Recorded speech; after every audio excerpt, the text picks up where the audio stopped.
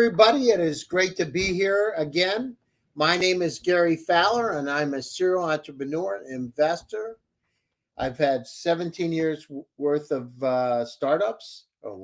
17 startups, not 17 years. 37 years worth of startup experience in terms of years. I've done 17 companies. I've been involved in 2 unicorns. I was on the original management team of Click Software. It was sold to Salesforce for $1.35 billion, and also Eva.ai, an AI HR tech company that I co-founded with Dr. David Yang 5.5 years ago. Wow, it seems like yesterday. So today I'm the CEO, chairman, and co-founder of GST Get Shit Done Venture Studios, a premier AI and quantum venture studio that's located in Silicon Valley. And we believe that intellectual capacity is evenly spread around the world and opportunities aren't. And with that, I would like to bring on my extraordinary guest, Mru Patel, who's the chairman and co-founder of My Tokenized Capital.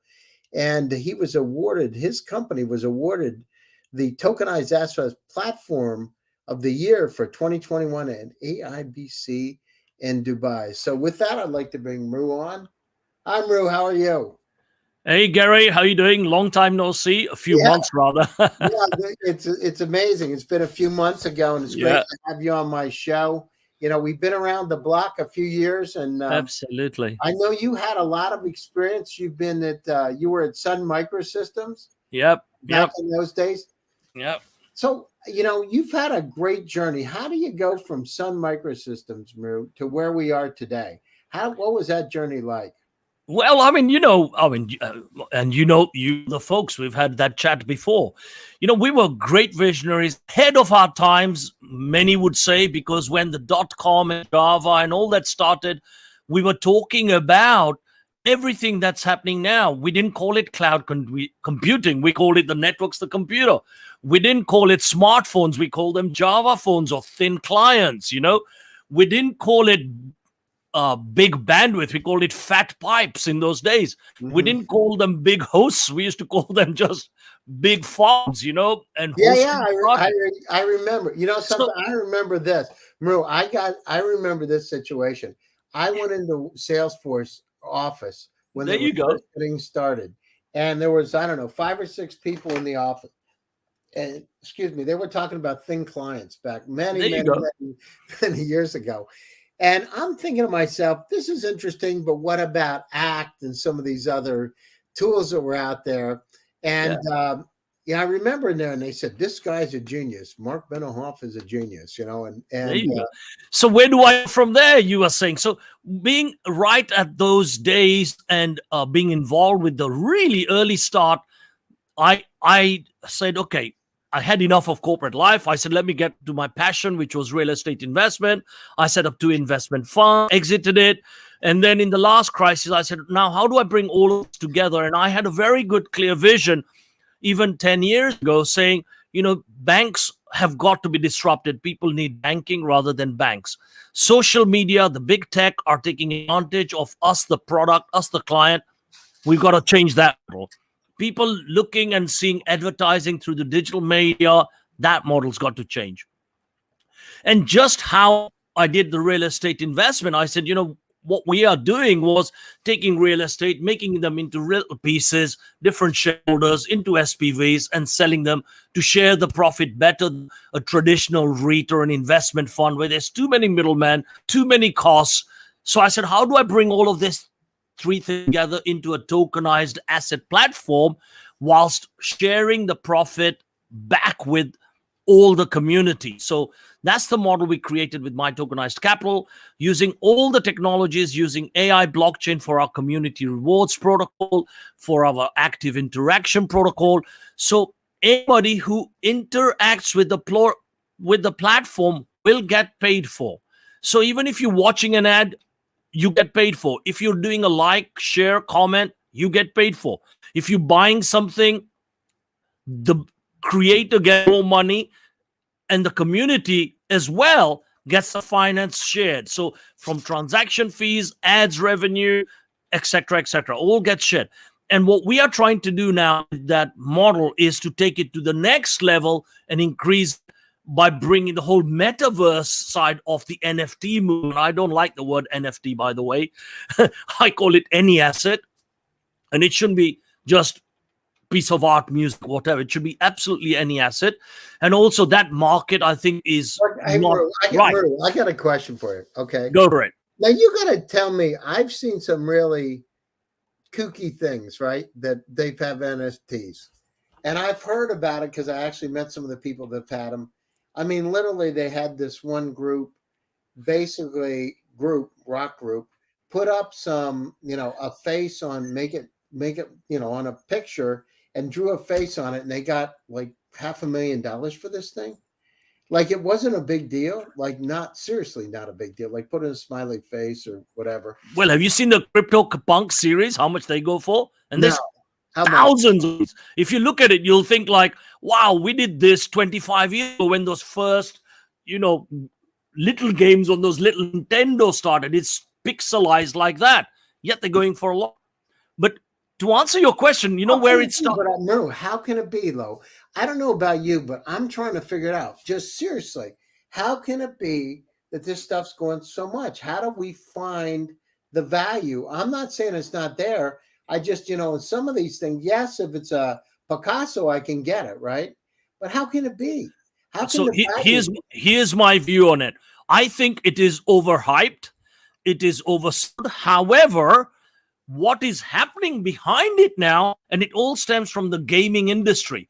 So when you're playing all these games, people buy things to take them to the next level. So it's those people who trade these, just like those collectible cards, they trade that, and each one has a price to enter into some form of a game. Now, where I see this going forward is the whole world is now looking at, you've heard for the last couple of years, Metaverse movement. So it's that gaming thing that people or our kids have experienced, then the real world things that we know about, to bring it into a new world where you can buy real estate, you can buy a piece of land, you could buy a shopping mall, you could divide it, and that's where it's going. I get that, right? Because I can feel and touch it. I'm just trying to figure out how these cyberpunks and so what happens? Yeah. So Gary, what happens is those sorts of cards, should they then be included into some form of a metaverse game, each one has a value. So it depends on, I always say, check the utility of some of these things because it's overpriced. Same thing like that Beeble thing, okay? I mean, $69 million, and there's lots of conspiracy about these as well, by the way. But $69 million for a digital piece of art of 5,000 pieces joined together. It's all down to what the buyer is going to do with it. So if they have a plan, like just now, there's lots of land plots being sold with building houses, shopping malls, and people will start to create game to, just like a monopoly of the future with virtual reality goggles, and play this game with money, which is all digital cards. And it's crazy. And so you're playing this game with digital cards, right? And it's for real estate, and it's like Monopoly. Yes. Let's just hope we don't get the go to jail card, right? And some of the companies will go to jail. So you get the companies you don't go to. But I'm trying to figure out, okay, so you're playing this stuff. I mean, it's a lot of money when you're talking about $69 million or $500,000 for somebody spending 5 minutes on something. How in the world can we justify? I'm not saying it's not there, but I used to collect autographs, right? And you could see if it's a real autograph and confirm that it's could be interesting. If it's Albert Einstein or George Washington or Marquise de Lafayette, whatever. I'm just trying to figure out, I think you're right. Some of this stuff is overpriced. It is. A lot of it. Not some. A lot of it is. But then that Dutch tulip phenomenon, do you think that's going to have an impact on the other products and services? Because people say, how can this be worth so much money? I don't believe it. Yes. I'm of the same count because a lot of it is overpriced, overrated.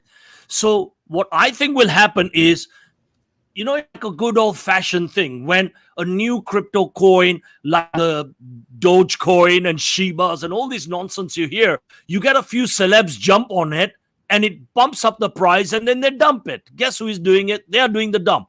You remember it in .com days where you had any Java app .com site open up, the stock price pumped. Why? Because it was just a fad. Hey, hearsay coming, price pumps. But the bad actors are the ones pumping it. Then they dump on it, and the honest people are left with holding a bloody pony, and that's not fair. It. I remember the pets.com. Yes, and that's what's happening in the NFT space right now, in my view. A lot of it is like that. So what I've said is there's only 150,000 real NFT investors. Now, to make it fair, I'm saying start just doing it like any token asset.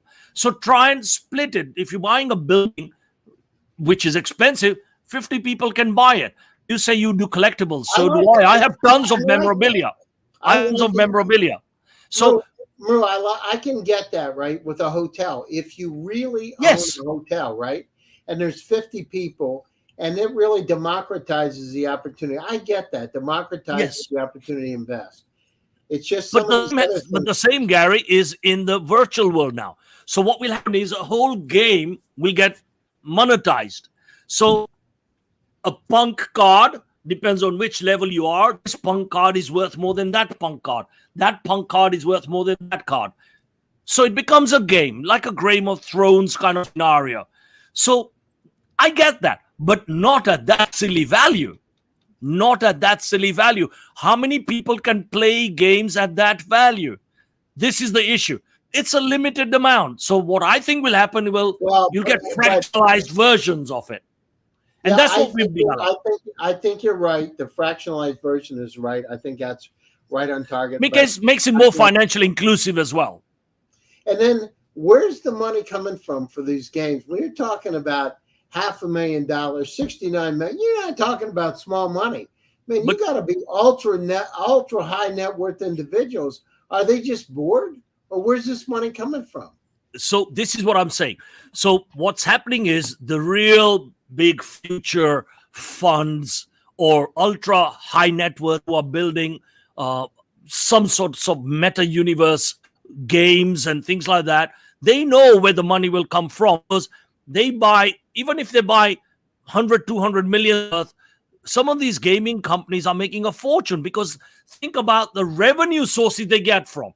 They get revenue from the game. They get revenue from each card they buy, the levels they play, participation, the adverts revenue, all of those transaction fees, exchange rate fees, all of the additional fees they make on it. So to get 200 million back on that investment, they can do it like that. So that is the game. So because if you even think of 10 million players in one of these games, imagine how many transactions are happening on a second basis. Per second, how many transactions are happening? Even if they charge half a cent per transaction, it's money. Because you'll have hundreds of millions of transactions happening every year, right? Then think about all the revenues that come on it.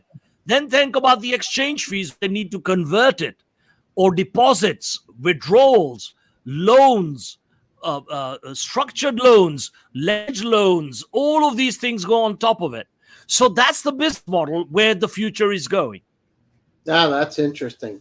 So tell us a little bit about, I know you mentioned My Tokenized Capital. So can you tell us a little bit more about it in terms of where you're going to go with it? I mean, you talk about fractionalized investment. You talk about be your own bank and wealth manager. I mean, what is it? So where is it and how can people get involved in it? So what I didn't want to release the whole thing now because I'm going to go big bang.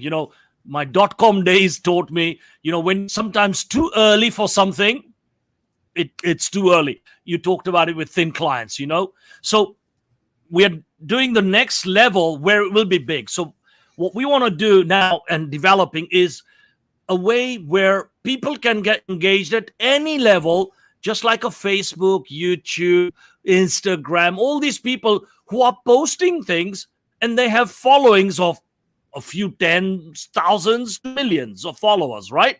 Now imagine if they can digitize and tokenize that, their own fan base will be able to buy it, right? Got it. Even if they paid $10, $20, $100, now you made it accessible to the people who are making them famous, and now you made it more financially inclusive, and you've made it more socially inclusive. Why wouldn't me, a star with tens of thousands of followers, want to pay people like that? I would have no issues with it. If they like it, share it, comment it, I would have no issues with it. So we've tokenized all of this into our two protocols that I mentioned, Community Reward Protocol and Active Interaction Protocol. So all the revenues, everything, I'm going to disrupt this with 80% going out to the public, to the community, 80% going out.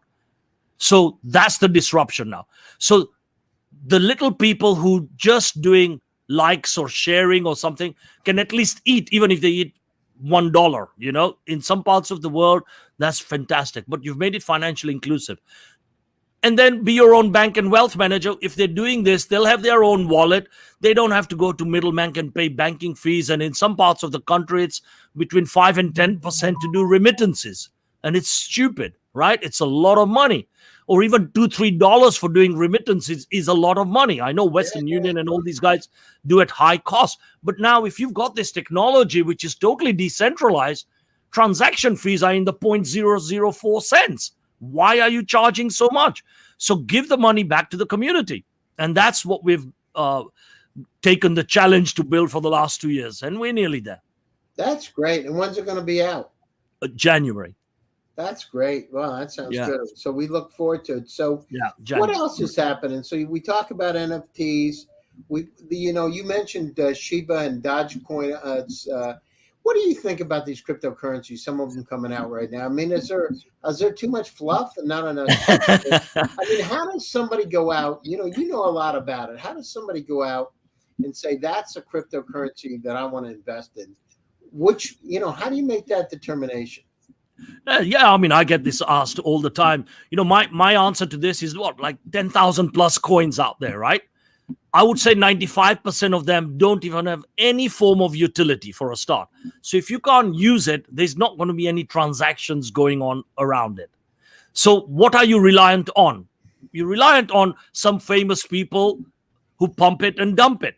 So who are the people who make the money? The famous people, not the average person who's been conned to buy into it, okay? I've seen this in the .com era. I'm seeing it here for the last 3 years as well. So what happens, sorry to name him out, the Elon Musks of the world and the sports personalities say, you should buy Doge, you should buy Bitcoin, you should buy this, then the other. Guess who's doing the pumping and dumping, right? So it is unfair. That whole model is unfair. So look at the utility of the coin. If it doesn't have a utility, you are then competing with coins that have a store of value because you're only using it for a store of value then. Right. So then you're competing with the likes of Bitcoins of the world, okay? Which has a store of value. By utility, I mean, if the coin or the blockchain technology is doing something and has a transaction model to it, and a lot of them do, like the Ethereum, Solana, Matrix of the world, etc., they have some utility going on. Those are the ones to buy because it's now run as a business rather than a fashion coin. So fashion coins go in and out just like fashion do, right? Right. And stay away, my view, unless you want to gamble, then go for the gamble. If you're a gambling type of an investor, do the gambles. But if you're an investor with sound mind and strategy and all these things, then go for a coin that has a good business model, that has a very good, solid team, that has made and lost millions and knows how to pick themselves up because this ride is not straight like that. It's always like this. And like this, right? I mean, it goes up and down and up and down, right? So you should know the team who has been through that themselves to know how to manage money and how to get themselves in and out of those situations. No, and 99% don't, unfortunately. Mru, some people say that you need to look at the amount of developers behind the particular coin to see if it's real or not. What do you think about that? They said no, I don't believe in that because nowadays there are so many platforms out there. You can just pull up a platform, do a little bit of a change, and away you go. And to get a blockchain platform, it's all open source. So you just pick up a good open source hub and you put in your bits on it on top, and away you go. I mean, it's Mhm. not that difficult. So Really isn't. so it doesn't really matter Nope. which, if you look at it today, you mentioned Shiba coin and some of these other coins. I mean, if you look at it, what would you say it's like? And we're not trying to be a financial show, but I mean, of course, Bitcoin and Ethereum. I mean, are there other coins out there that that you think are really interesting for the, as a truly a more stable coin? Yeah. Uh, so first there is transactional types of coins. So if it's a stable coin, you're not buying it for investment. So you have all the variants of USD, USDC, TT, and all these. Okay, those are just for doing transactions, for sending money, for one of better words. Okay, then you have the Bitcoin types of categories, and there is only one Bitcoin, and there are lots of variations of the same blockchain, because people do their own variations of it, like the Bitcoin Cash, etc., Bitcoin Gold. There's so many. Okay, and I'm involved in one called the Jax Network. But what Jax Network has done has built another layer on top of it to make the transaction fees a lot less, and use the equity from the Bitcoin to burn it to create value of the coin to go up. It's again supply demand kind of a model. So additional value add on the back of a solid coin. So Hmm. that's what we are doing at Jax. And then if you look at some of the other coins where they've got, like the Ethereums, the Solanas, the Matics, the Hederas, blah, blah, blah. Okay. These are blockchain infrastructure types of things, or a layer that sits on top of a core blockchain. And what they're trying to do is add value. So if you, on an Ethereum blockchain network, your costs of transactions are quite high and it's slow. Those are the two main issues with some of these things. So they put in another layer to bring the transaction costs right down and the speeds much, much faster to compete with the Visas of the world. That is the nirvana here, right? So Hmm. when you take those sorts of technologies, what's going to happen? People will start using that in all their future blockchain transactional technologies. So those would be good ones to look at. Then you've got a third category, what I call day-to-day business, bricks and mortar types of businesses. Okay, so where someone is buying, selling things, be it a banking instrument, be it a loan, be it whatever it is, those types of coins, which is what people are used to today, NFT types of coins, where people have a business model like the eBays of the world, but in an NFT world. All right, that's the thing. And what we are doing at MyTC is bringing a lot of this together under one platform Wow. as a Well, business. that sounds real interesting. And where's the company located? Is it in Dubai or is it in the UK or where is it? No, Wyoming. There you go. Right on your doorstep, Where buddy. the deer and the antelope play. Right on your Why is doorstep. Wyoming? Why, you hear about it. I know a little bit about it, but tell the audience, why is Wyoming such a good place? Do you know, Gary, with the current climate, what's happening in America, it's very sad. I don't want to make this political, but you get some states who have said, you know what, screw this. Let's do some things what we think is right for the state. And in America, it's not one country. It's one country with different mini countries. So it can be run like that. So yes, they state law, but what they'll do is they'll say, for doing digital currencies, blockchain, etc., we see that this is good. This is very good for the future because A, it brings value. B, it brings productivity. C, it brings the costs down for doing a lot of things. Mhm. And it is the future of currency for a start. Okay, so in so doing, the senators and I forget the lady's name now, Linda something. Anyway, what they've done is they created regulations to say we are going to make crypto more acceptable in this country. We've got the regulations. You can do the banking. You can do the company registrations. You will have regulations if you're doing wallet, banking, loans, whatever. It's fully regulated. And at the end of the day, it's under a US banner rather than, don't want to call out names, some small Caribbean island or some little whatever island, right? Yeah, So it's well, at under least you have proper the rule. regs, You got the and it's rule under of proper law. regulation. So Right. Wyoming, because of the leadership there, is becoming really big on the world stage now. Of Mhm. course, Dubai, and you know, I'm based in Dubai as well. So in Dubai, this is happening, and what we are trying to do there as well is create some of these regulations. Some of them already exist, but creating them to make it even better. Because at the end of the day, there are certain things, you know, the weather, the people, the security, the lifestyle, all this comes into play as well, and obviously the taxation, right? So that helps. Got it. All right, listen, we're coming up to the top of the hour. Closing thoughts, and how do people get a hold of you? Oh, very easy. Google Mru Patel, MRU Patel. Add me on LinkedIn. I'm all over the place. Mru, MRU at mrupatel.com. That's my personal.